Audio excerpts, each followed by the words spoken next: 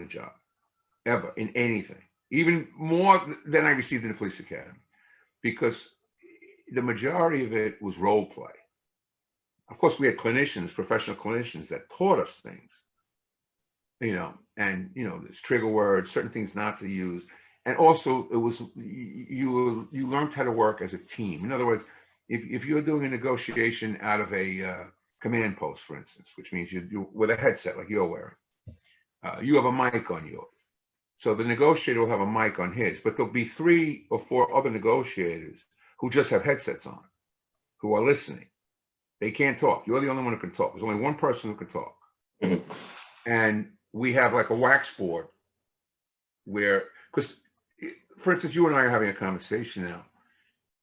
I might walk away from the conversation with my opinion. You might walk away with yours, but one of the viewers might have their own opinion. Right. They're partial. They're not part of the discussion. So they're called coaches in the team, because you're so into the conversation that they might pick up on something, an inflection, or they might pick up on a term that the individual uses, whether he's a hostage taker or a barricaded individual or emotionally disturbed person, whatever the case may be. They might pick up on something. So maybe he hits on, and because you're so involved in the conversation, you don't realize it, because your goal is to get him out, safely. So somebody will tap you on the shoulder and point to the board, and it might say "mom" underlined. Like, in other words, go start talking about his mom. Or someone might put, religion, or put a crucifix and put a circle with an X through it. Like, whatever you do, don't talk about religion, because you have detectives, again, working as a team, that are out in the field getting background information on this individual that's barricaded, or it's a hostage taker. Right. So maybe, the reason why he's doing what he's doing was because he was abused by a priest. So you don't want to go towards any religion with this guy. They can set him off. Right. So this is information. So it's constantly flowing. The situation is constantly flowing and changing, and no 2 negotiations are alike. None. I always tried having, like I said, having the blessing of my first partner as a detective being a female, and seeing firsthand a woman's point of view, in that way. I mean, I worked with female cops, but never on that level, one-on-one every day, to see her point of view and the way she looked at something and how different it was from a man's point of view, especially when it came to sex crimes and things like that, or dealing with the elderly or dealing with children. It was such an asset to me to have a female partner, because a rape victim, the last person she wants to talk to is a man. I don't care how sympathetic you are or whatever. She'd much rather talk to a woman. So it was to our advantage. So I used to like to have at least one of the coaches be a female. I used to try to request that if I was having to do the negotiation, because I wanted that input, that point of view, because they see things differently than we do. Right. That's why Irma was so good in special victims, because she could see things differently than most men could. That female perspective that helps. I do. Yeah. And like I said, it's been a great podcast. We'll quickly, and then we'll conclude with a segment called Rapid Fire. We'll quickly hit on Kee and dignitary protection. So if you could just give a quick synopsis of both cases. Well, again, the dignitary protection was another course that I wanted to take. Mm-hmm. It's given by the Intelligence Division. I ended up taking the basic dignitary protection course and then the advanced course, which involved, operating in motorcades and everything. And because of it, when you have certain, like, the Intelligence Division controls, they have all the details for the mayor. This is in the private sector, by the way. Okay. This is guarding Clarence Clements, the former sax player for the E Street Band and Bruce Springsteen. I provided security for him when he went on tour for a while. Mm-hmm. He's no longer with us, unfortunately. Great guy. But that being said, he, every motorcade that goes through this city, and even the president comes in here, NYPD who leads that motorcade, even though it's all Secret Service, lead the bikes, and the first car is what they call a white top. It's an NYPD RMP. That's That's who leads the motorcade. Mhm. And there is an unmarked car in that motorcade that has NYPD Intelligence Division personnel along with the Secret Service agent in charge in the back seat. Because at the end of the day, even though they're in charge of guarding the subject or the principal, you're going through our city. So if something happens, it does fall on us. You know, at the end of the day, it falls on the NYPD. So what we would do is, you know, when you were dignitary trained, you'd be called upon like the UN General Assemblies when they're, you know, they were so inundated with, you know, dignitaries, visiting dignitaries coming in, because Secret Service handles presidents and heads of state. Anyone else is handled by the State Department, you know, and they would activate Treasury agents and, you know, IRS guys, you know, they'd activate federal agents from all over to supplement them, you know, but again, you had to have NYPD in every motorcade, even if it was a 2-3 car motorcade, you had to have 2 NYPD detectives in that motorcade. And I've been on presidential details. I've been on Clinton's detail. I've been, when Bush was running, the second Bush was running, I was there for him. Hillary Clinton's detail I worked on. Countless heads of state, their details. And you know, it was real interesting work. You got to do a lot of behind the scenes stuff. I mean, some guys, I remember when Castro came here years ago, he just wanted to go to a Yankee game. It was, and let me tell you, you go, the detail goes where you go. You know, the young Arab princes would come, and they'd want to go shopping, so they'd open up Barney's in the middle of the night, and these guys would go in and buy out the store. You know, actually, there was not an incident, but an occurrence where a young Saudi prince bought Rolex watches for basically the entire NYPD detail. And, you know, I'm talking about gold Rolex watches. And you're Best of not the allowed best. to accept gifts, you know. But again, customarily, if you turn down the gift, it's a slap in the face in their culture and their tradition. So the NYPD was in quite a dilemma. It's like, what are we going to do here? So basically, first they were going to force the guys to sell the watches and donate the money to, you know, the widows and children's home, which a couple of guys did, you know. But the other guys, they were given a gift, you know, and basically they just had to have their initials engraved on the back, and then it kind of legitimized it, so to speak. And the NYPD let it go. But you were warned after that. Don't even think about, you know. But look, if they ate at, you know, Nobu or whatever was the restaurant of the day, that's where you ate. You know, I was an alternate for a while on Giuliani's detail. And, you know, we would be in Le Cirque at all hours of the night. Maybe sipping brandy and discussing the city and doing quotes from The Godfather. And one thing about him, he took care of his detail. If he was having filet mignon, you were eating filet mignon. You know, that's, you know, there's some details I've been on both in the private sector and, you know, with the NYPD that they didn't care. And the bottom line is, these guys are there to protect you. I mean, just think about it. If I'm there to protect you and possibly take a bullet for you, you think you should treat me, you know, decently. And Ray Kelly used to cook for his guys. In that line of work don't get treated well. Ray Kelly would cook for his detail. I read a story once in the Wall Street Journal. He would like make, I said, yeah. There are certain guys that have such an allegiance to who they protect. You know, again, you know, I was never forced to sign a confidentiality agreement in anyone I protected or guarded. But I would have if I was asked. You know, I don't discuss things that were said in front of me. I never asked like that. You showed that picture of me with the big man, Clarence Clemens. I didn't ask to have that picture taken. He asked me. He said, "Would you like to take a picture together?" And I said, "Sure." Yeah, let's do it. I mean, I would never ask for an autograph. I never asked for a picture to be taken because it's not professional. You know, it's not. I'm there to protect you.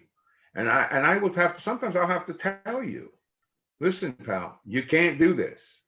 You know, you're not a John Q. Citizen. You can't go out into a public place and do what you want to do and have me adequately protect you, or have, you know, my detail adequately protect you. You have to listen to us, you know? And again, if I'm the one who's guarding the principal or the subject of the detail, okay, I'm always next to him. And he's always on my left side because my gun is on my right side. And my hand is always on him, either on his back, the small of his back, his shoulder, whatever. My hand is always on him in case. See, I'm not there to fight. That's what the other guys are there for. If there's an attack, I'm there to get him out. I'm there to pull him back if I have to, you know, yank him back by his belt, or, you know, and you have to explain this to people, you know, just like, you know, when the president goes into a crowd. Clinton was dangerous because Clinton loved cops, and he loved cops. And, you know, I remember the last detail I worked for Clinton was I was actually on a harbor unit because, you know, the helicopters come in to the Wall Street heliport, and there are 3 Marine helicopters, and the one he's on is Marine One, but you don't know which one he's on out of the 3. You don't know until they get to the actual heliport, and then 2 fly off and 1 lands. You know, it could be the outside one, the middle one. You don't know which one he's in. Just like there's 2 limos in the motorcade. You don't know which one the president's in, the first one or the second one. Okay, that's the way the Secret Service runs things. So I was on a harbor unit off in the water outside the Wall Street heliport with a counter sniper team for emergency service. You know, with the big glasses and everything. You know, the binoculars on a tripod. I was basically spotting for the counter sniper, and you know, you're scanning windows in business, you know, in the buildings and stuff.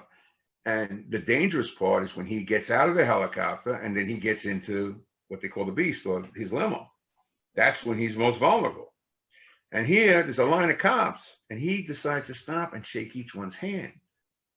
And I'm not going to say what this ESU guy was saying, but he was so upset. He's like, because, you know, no one wants to have to take a life. No one wants to have to, you know, fire off a round, especially with the president involved, you know, even if it's to save his life. But this guy was like, can he get in the car already? I mean, really, he's shaking. He just keeps on. There was a line of cops surrounding, you know, his It never motorcade. ends.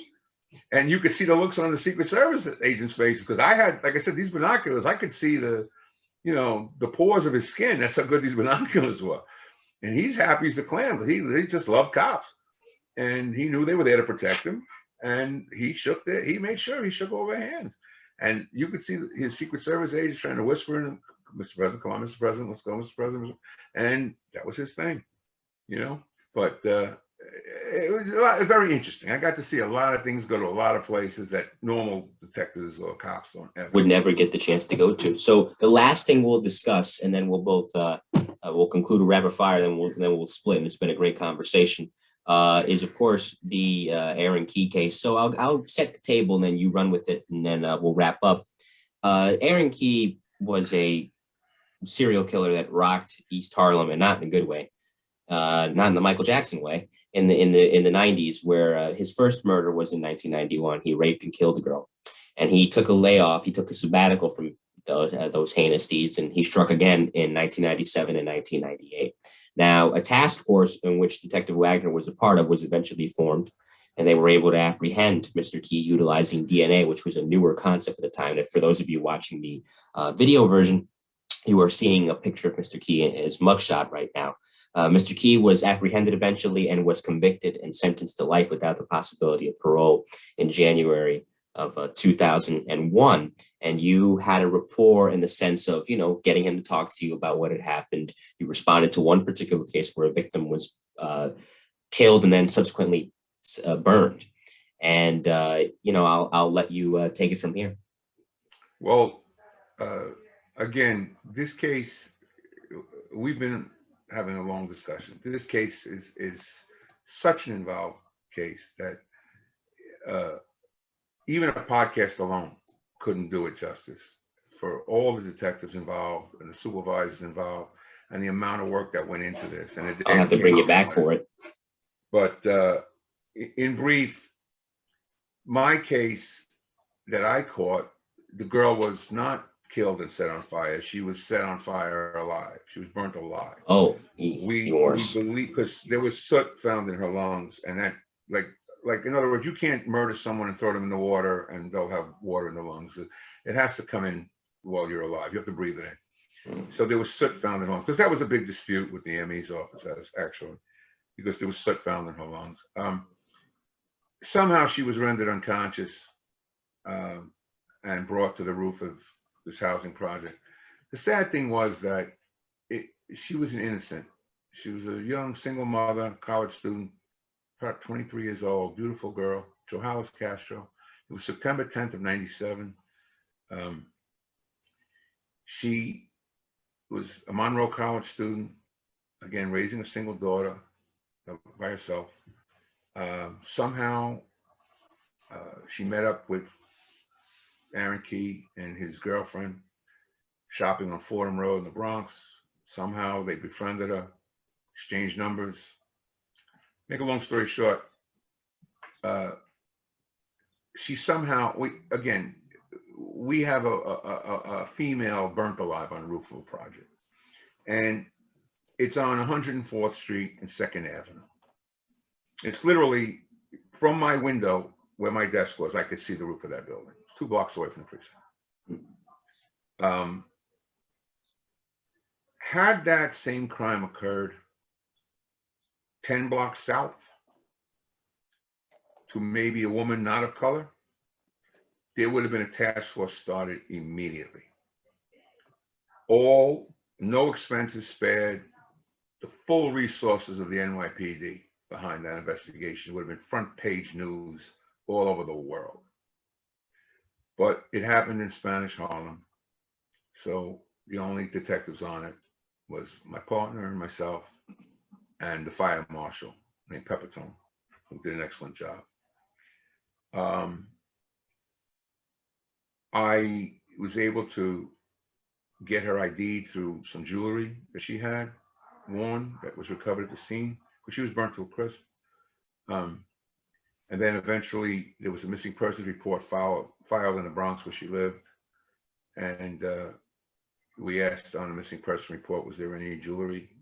And sure enough, there was. And she wore one piece of jewelry that was very unique. It was a coin attached to a chain that was cut jaggedly in half. So the other half of the coin would be given to a loved one or a good friend. So when the 2 coins are placed together, it becomes one. So that's a very distinctive piece of jewelry. Plus there were like pearl earrings that survived. And again, it was listed on the missing person report because she always wore those earrings. So we basically knew who we had. And of course, I called up just acting as a detective and, inquiring about the missing person. I found out her name and everything and where she was from. And then we went up and interviewed the mother, and we got dental records. We didn't tell her why. We let her think that, we're just investigating the missing. We're going through every possibility. You don't want to jump to any conclusion. And we were able to get her dentist and find her dental records. And we had her within 48 hours. We had her completely, ID, even though we knew from the jewelry that's her. But still, legally ID'd within 48 hours. The office of the chief medical examiner in Manhattan was very, very cooperative and expedient on this case because of the ferocity of it. To have someone burnt alive that's pretty heinous, especially a female. And again, our theory was always, or our problem with it was always, how there was my partner and I must have canvassed that building, no exaggeration, 150 times, knocked on every. They were tired of seeing us. We were there, even if we were out on other cases, we were there every day. Because you never know. Maybe some relative came visiting, from Puerto Rico or something for the weekend and happened to be there and heard something, and they weren't there, So for a full year, we worked this case, and then we worked a lot with the press. Right. And the press reran it a year later, But I had Ahron Kee in. I had through phone records, through obtaining her phone records and finding out who she called, because we couldn't understand, why is this Bronx girl in Spanish Harlem? And she's an innocent, because right away there's theories flying around. Oh, it must have been a drug deal gone bad, or she, it came out she had an abusive, the father of her child was abusive towards her. He had laid hands on her in the past. So there was some concocted theory by somebody that maybe she was going to buy a gun, so she could, kill her baby's father. A lot of theories were being thrown out as, why is this person there? She doesn't belong there. It's not her neighborhood. She doesn't have family there. There's no connection to the neighborhood for her. Why there? So Ahron Kee became that point of contact. And through phone records, I got his mother's name, and I knew it was an exchange in Spanish Harlem. And I called it. Her name was Cynthia Key. I called it and I said, "Oh, Miss Key, how are you?" And you could tell she was an older woman. I asked her, "Do you have any children?" And she said, "Yes, I have a son." And I said, "What's your son's name?" She told me, Ahron Malik Key. So of course, while I write it down, my partner's right at the computer, running it. And he had a prior arrest. So, okay, so we got a guy that's, he's been through the system before. So we have someone, at least someone from the neighborhood that's connected to her. So I leave a message. I said, "Listen, I'd like to talk to your son about an incident that occurred. Could you take my number and please have him call me back?" Within 3 hours, I get a phone call. And it's him. And he says, "What's this reference to?" I said, "Do you know a girl named Johannes Castro?" He goes, "Yes, why?" I said, "Well, she was found burnt alive on the roof of 218 East 104th Street. And it's a pause on the phone. And now, with 2020 hindsight, he feigned surprise, obviously. Yeah. And he said, "Oh my God, you've got to be kidding me." I said, "No, it's the truth." I said, "You think you could come in to see me at the 23rd precinct?" I said, "It would be easier. I don't want to come to your house. It doesn't look good sometimes detectives coming to your house. You don't want that. You don't need that. I don't need that. It's better if you come into my office and we talk. We can have privacy. No one's listening. Your neighbors don't see, So he agreed. So we set up a time and date, 2 days. He comes in, but he comes in with his girlfriend and an infant child. Much to my surprise. Also, much to my surprise, he's much smaller in stature than I thought he'd be. He was relatively like 5'6", 5'7", I believe. And My heck, because I'm 5'8". But he didn't appear it. He appeared smaller. Like maybe he was 150 pounds. Mm-hmm. He was a good looking guy, good looking kid, very articulate, very charismatic. Not unlike yourself, very, very charismatic. He was one of these guys that was able to go from street to proper, so to speak, in a split second. He could talk. If you overheard him talking to someone, you'd think this is some, street thug. But then as quickly as you'd say, "Excuse me," he would turn around and answer you in the Queen's English. I mean, he had that ability. And when he talked to me, I had already staged the interview room because we had the tips posters made very fast. I mean, like I said, we had unbelievable cooperation with the police department in because it was such a heinous crime. They didn't give us manpower. They didn't give us unlimited overtime, but they did get posters made up quick. We got flyers out, things of that nature was done, notifications were sent around the country, the FBI, everyone, things were done. Missing persons helped a lot. Again, the fire marshals unit, can't thank them enough for their help in this. I had never had any kind of an incident. I had arsons that I dealt with, but never with I did respond to the Happy Land fire back in '87 because it was all hands on deck because there was 87 killed, but I had nothing to do with the investigation of it, it was just legwork, because you had to get 87 people identified. So it was a lot of legwork, but and every detective in the city helped on that. I believe at least everyone in the Bronx at the time was helping. Right. But that, that being said, we really had very little help.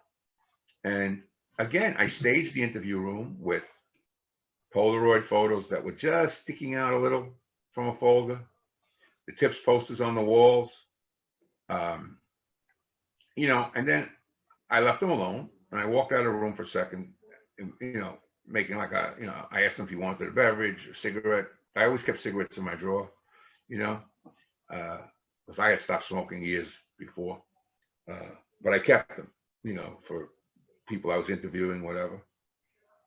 Sometimes it would calm. Believe it or not, I got more with a cigarette out of people than some guys might have gotten with a beating. Just handing a guy a cigarette, you'd be surprised. Here you go.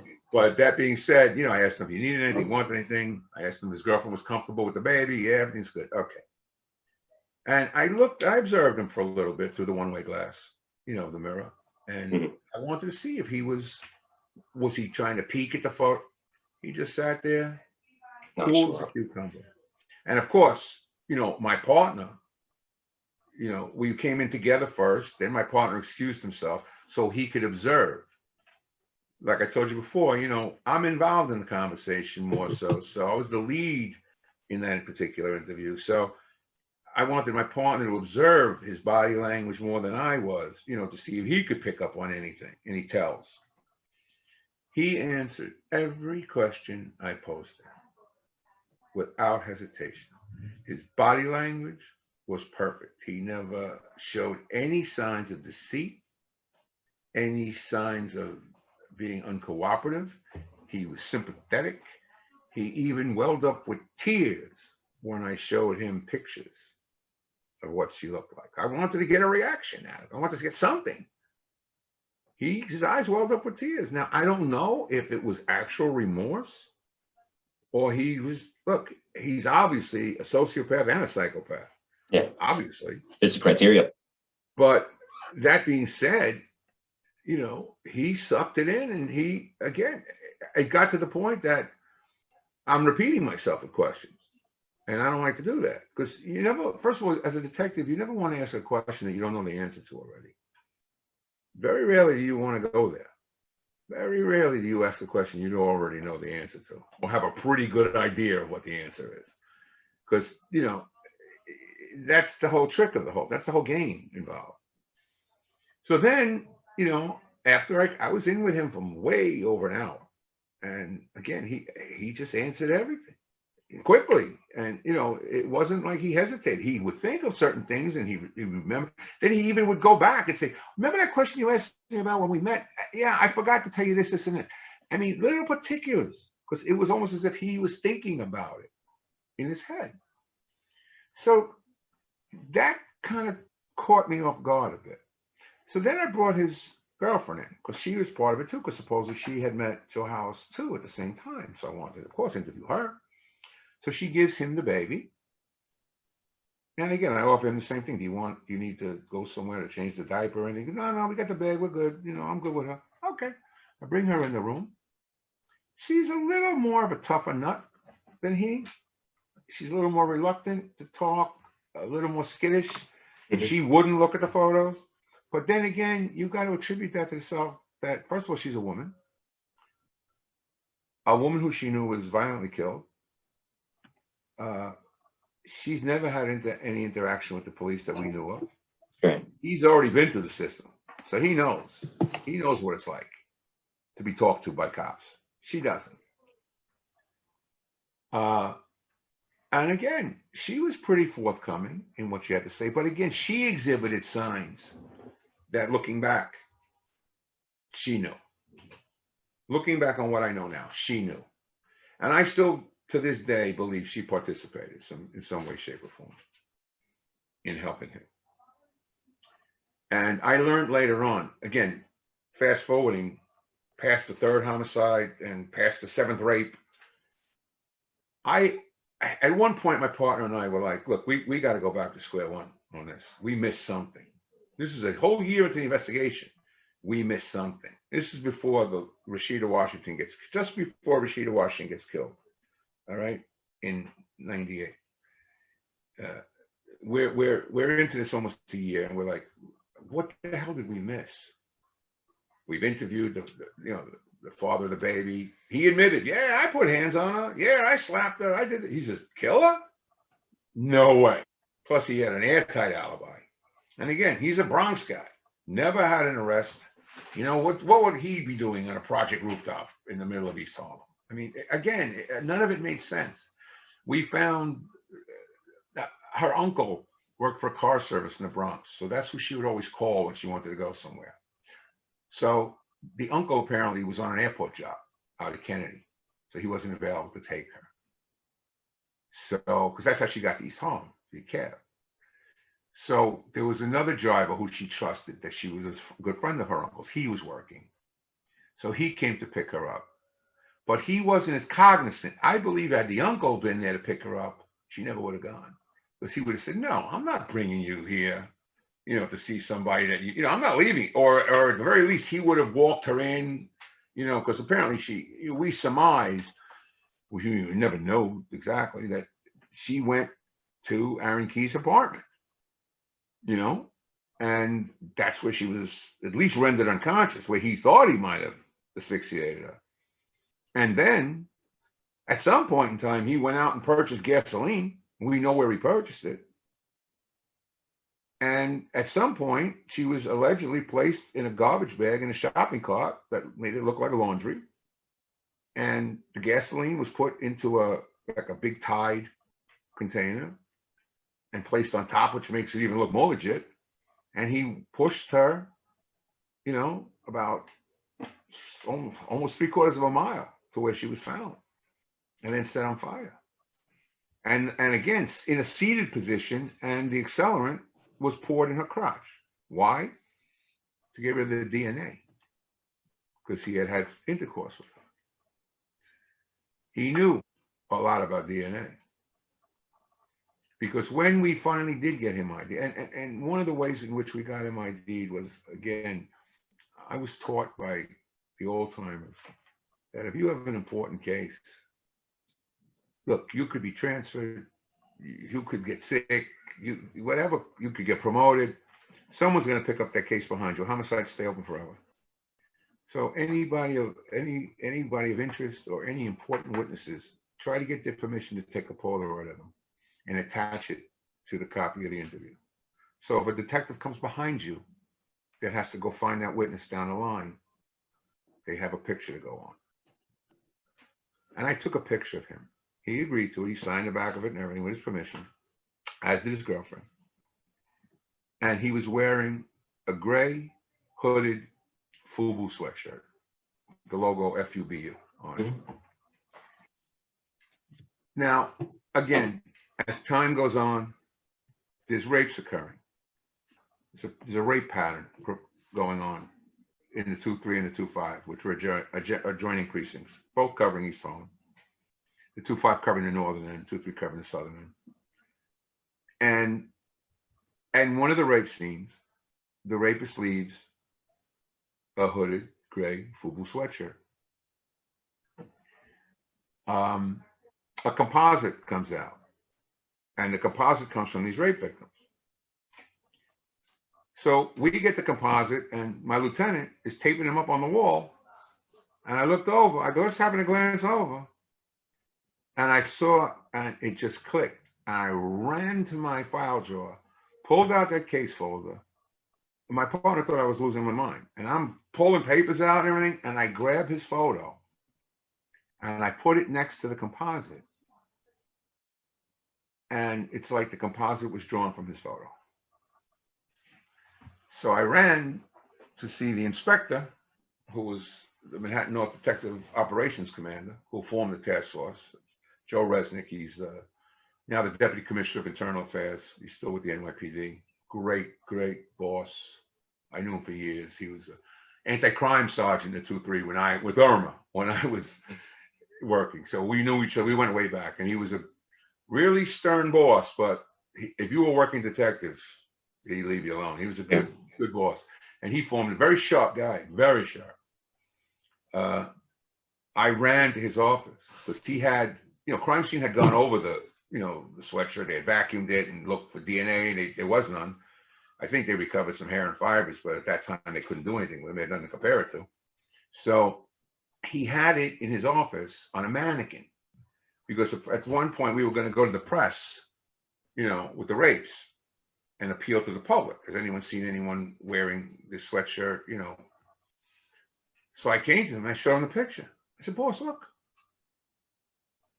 So then upon that time, there was an old-time detective who worked at Manhattan North Homicide named Thomas McCabe. Thomas McCabe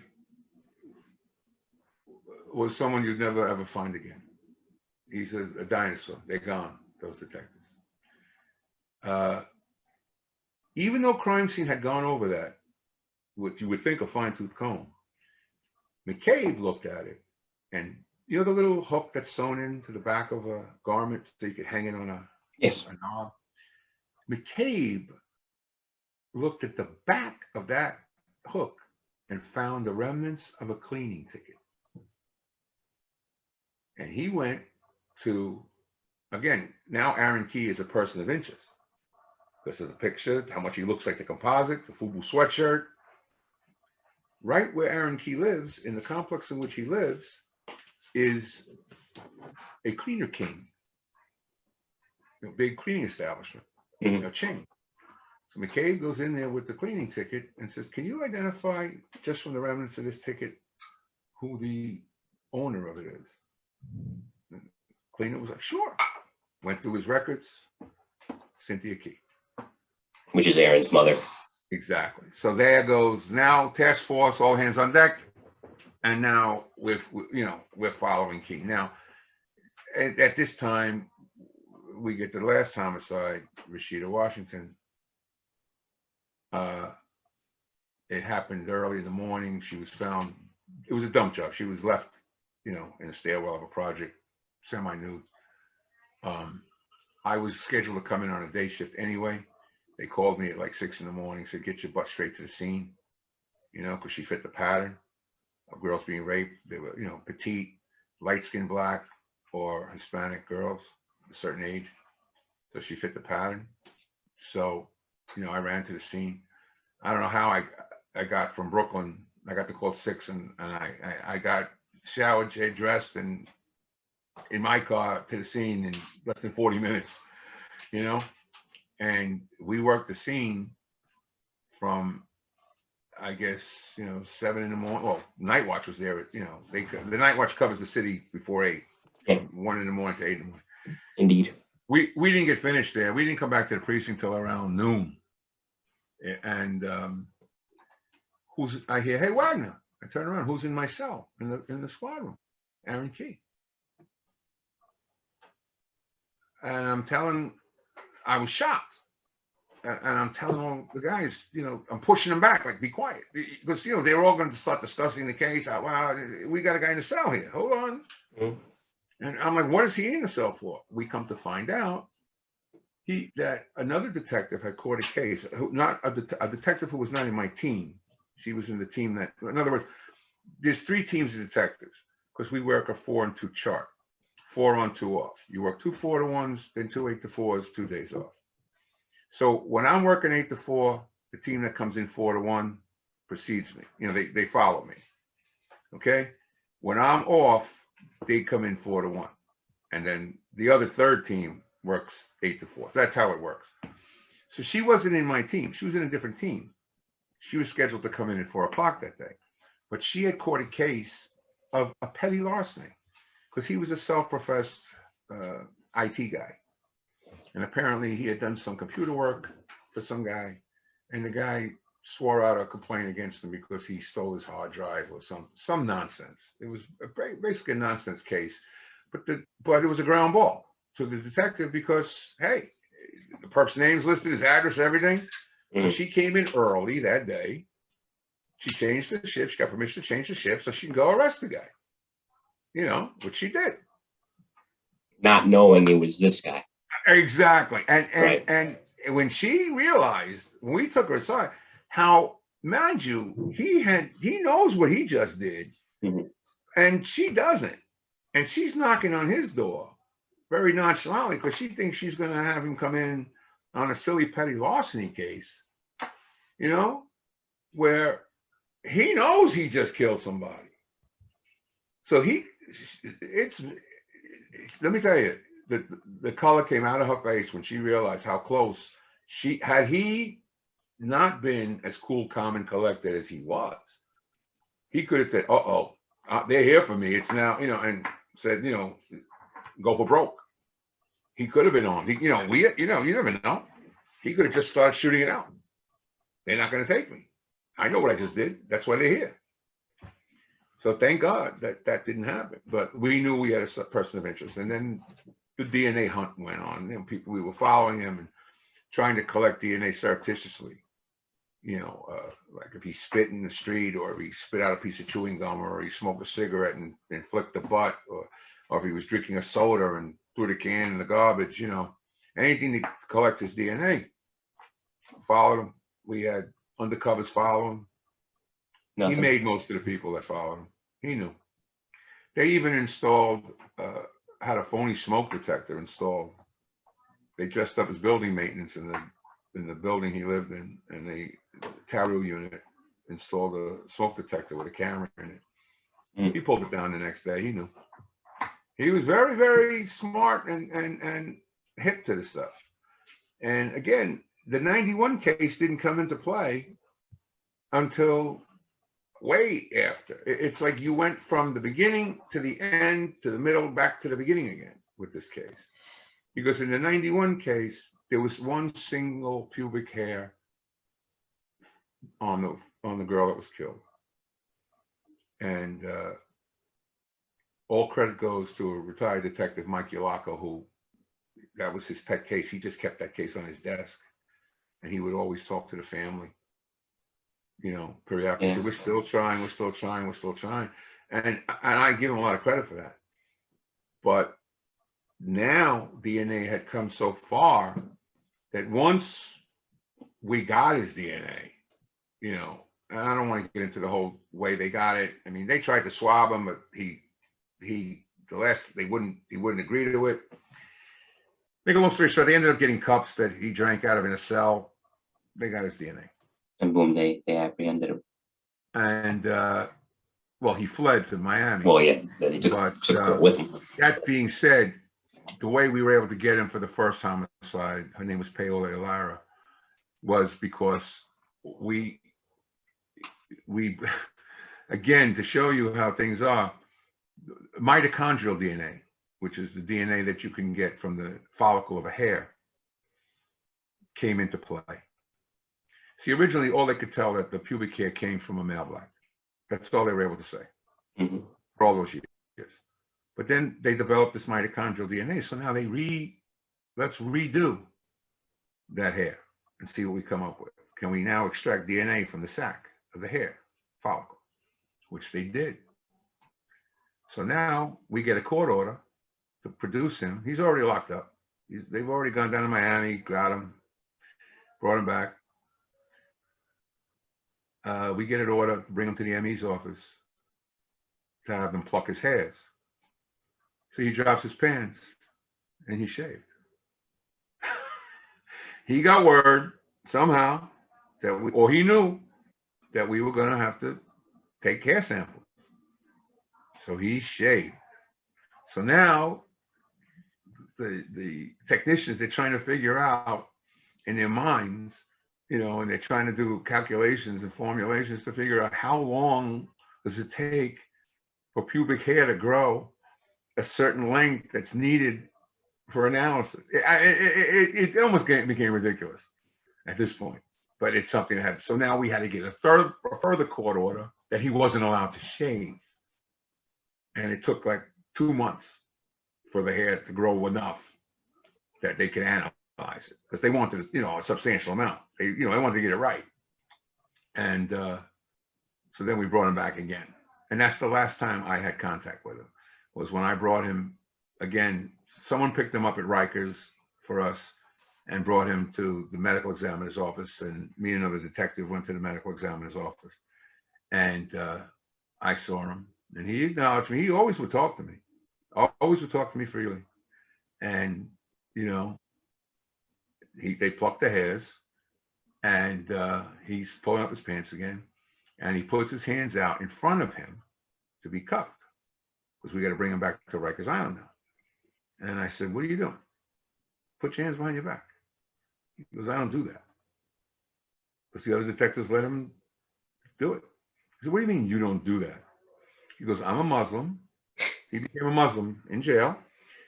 A lot of people do because they eat kosher food, which is better than the food served in jail, and they don't have to go to court on Fridays. So I'm not saying that other people don't do it, for religious reasons, but Sincerity. he's running a game. He's running game.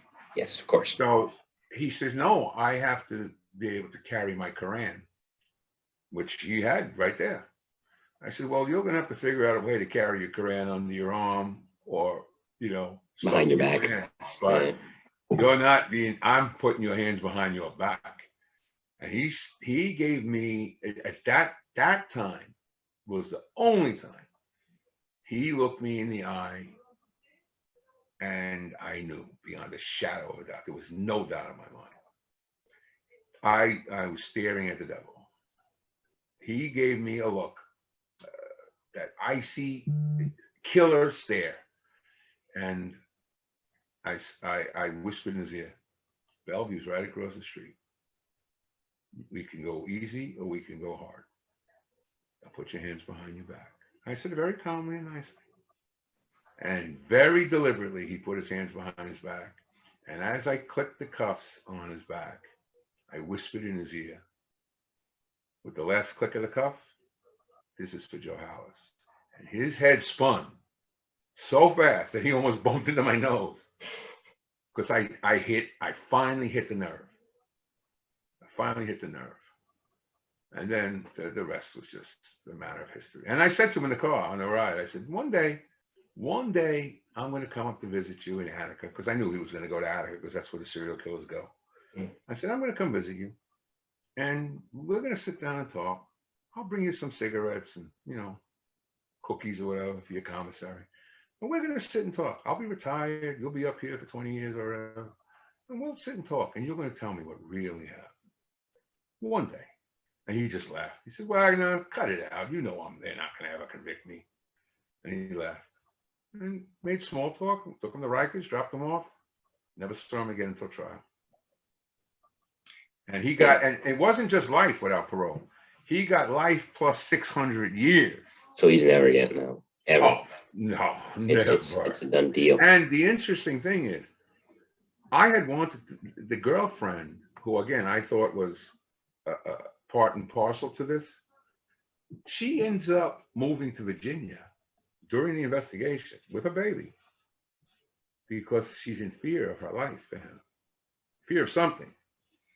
And she had sickle cell. She's no longer with us. Calm as a bitch. I wanted to go down to Virginia. Me and Tommy wanted to go down to Virginia to re-interview her because we knew she knew. Especially when she fled New York to go to Virginia with her baby. They didn't send me and Tommy. They ended up sending another team of detectives. But she told them. She said, I left because I was afraid that he was going to, when Wagner had him in the room, when Wagner had me in the room, I wanted to tell Wagner what happened, but I couldn't because he had my baby out there and I was afraid he would do something to my baby. And when I heard that, my stomach, I went to my boss. I said, boss, I need the rest of the day off. And I signed out. I walked out. Because I knew had I gone down to talk to her, more than likely she would have given me. I already had the rapport with her. That she would have more than likely told me the truth. But again, like I said, this case is, it's something, there's so many twists and turns. There's so many great detectives involved in it. I mean, I had a piece of it, but by no means was it my work alone. I mean, it was a huge team effort. I mean, especially some of the rape victims were Jehovah's Witnesses, so they wouldn't, cooperate with medical exams. But we were able to. But we did get them to, identify him. And they picked him. And the other thing is, there were two open homicides. One in the Bronx, in the South Bronx, where the girl also fit the pattern. She was from Spanish Harlem, and she's found 3 blocks from where his mother moved in the South Bronx. Okay? Still open today. It's another one, girl in Virginia, about a mile from where his girlfriend ended up moving. Same description, killed in the same fashion. But Virginia, woman of color, it's the way it is. But I have a feeling he did those as well. I'm pretty sure he did those.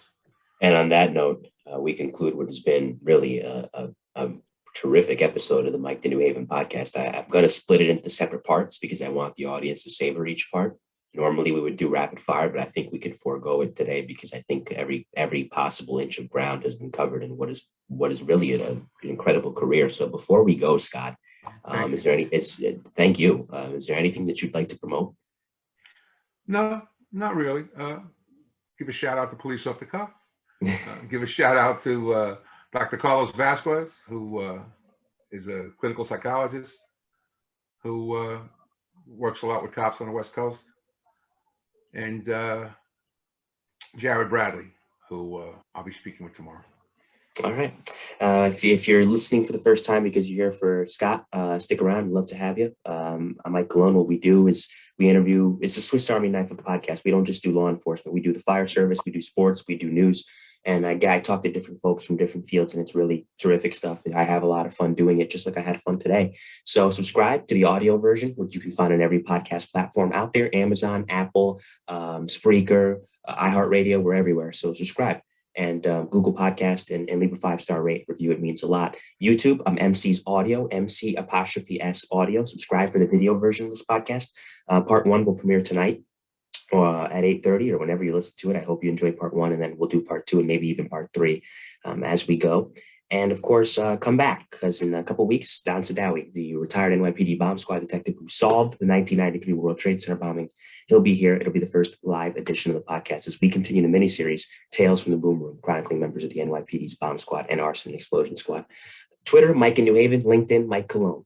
And on behalf of Scott Wagner, I'm Mike Cologne, and we will see you next time. Thank you. Thank you, Scott.